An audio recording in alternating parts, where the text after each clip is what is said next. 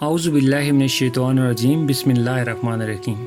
آج میں آپ کو بابا اشفاق احمد کی کتاب سے ایک چھوٹا سا واقعہ پیش کرنے جا رہا ہوں، اور میری یہ کوشش ہوگی کہ آپ کو گاہے بگاہے اس طرح کے سبق آموز واقعات پیش کرتا رہوں۔ ایک بڑی برسات کا ذکر ہے۔ آسمان سے ڈھیروں پانی برس رہا تھا اور میری کیفیت اس طرح کی تھی کہ جیسے میرے اندر بارش ہو رہی ہو۔ کچھ ایسا ہی می بستی کے اوپر بھی برس رہا تھا۔ میں تھوڑا سا زخم خوردہ تھا۔ اس زخم کا مداوا میرے پاس نہ تھا، ماں سوائے اس کے کہ میں ڈیرے پہ چلا جاؤں اور اپنے بابا کی خدمت میں اظہار کر دوں۔ بات یہ تھی کہ میرے ایک بہت ہی پیارے دوست جو میرے ساتھی بھی تھے اور افسانہ نگار تھے اور وہ کالم بھی لکھتے تھے، انہوں نے کالموں میں میری بڑی کھچائی کی تھی، اور جب کوئی کالم نگار دوسرے کالم نگار کی کھچائی کرتا ہے تو اس سے بڑی تکلیف ہوتی ہے، اور جس کی کھچائی کی جائے وہ بیچارہ غمزدہ ہو کے بیٹھ جاتا ہے۔ میرے ساتھ بھی انہوں نے کچھ ایسا ہی کیا تھا اور تابڑ توڑ 2-3 سخت حملے کیے تھے۔ میں اپنے دکھ کا اظہار کرنے ڈیرے پہ چلا گیا اور بابا جی سے کہا، میں بڑا دکھی ہوں اور اس بات کی مجھے بڑی تکلیف ہے۔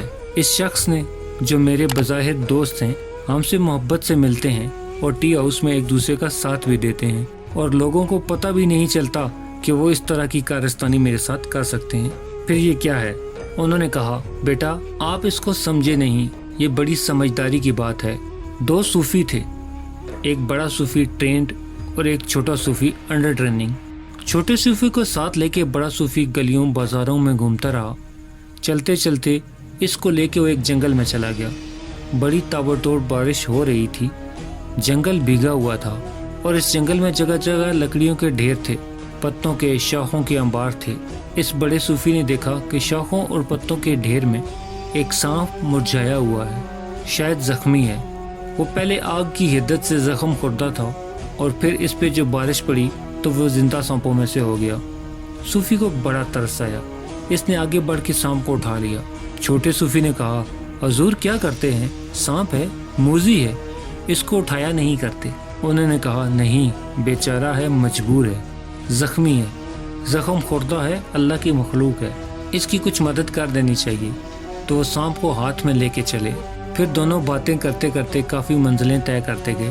جب ٹھنڈی ہوا لگی، جھولتے ہوئے سانپ کو تھوڑا ہوش آنے لگا، اور جب وہ ہوش میں آیا تو وہ طاقتور ہو گیا تو اس نے صوفی صاحب کے ہاتھ پہ ڈس لیا۔ جب ڈسا تو انہوں نے سانپ کو بڑی محبت اور پیار کے ساتھ ایک درخت کی جڑ کے ساتھ رکھ دیا، کیونکہ اب وہ ایک محفوظ جگہ پہنچ گیا تھا۔ اب یہ یہاں پہ بہت آہستہ آہستہ اپنے آپ کو ریوائیو کر لے گا، جہاں بھی اس کا دل ہوا چلا جائے گا۔ چھوٹے صوفی نے کہا، دیکھیں سر، میں نے کہا تھا نا یہ موذی جانور ہے، آپ کو ڈس لے گا، پھر کیوں ساتھ اٹھا کے لے جا رہے ہیں؟ آپ تو بہت دانش مند ہیں، مجھے سکھانے پہ مامور ہیں۔ تو انہوں نے کہا، ڈسا نہیں ہے، یہ اس کی شکریہ ادا کرنے کا طریقہ ہے، سانپ اسی طرح شکریہ ادا کرتے ہیں۔ یہ جو تمہارے خلاف لکھتا ہے، اس کا شکریہ ادا کرنے کا یہی طریقہ ہے، تم ناراض نہ ہو۔ بابا اشفاق احمد کہتے ہیں کہ میرے دل پہ پڑا ہوا ایک بھاری بوجھ دور ہو گیا اور میں بالکل ہلکا پھلکا ہو گیا۔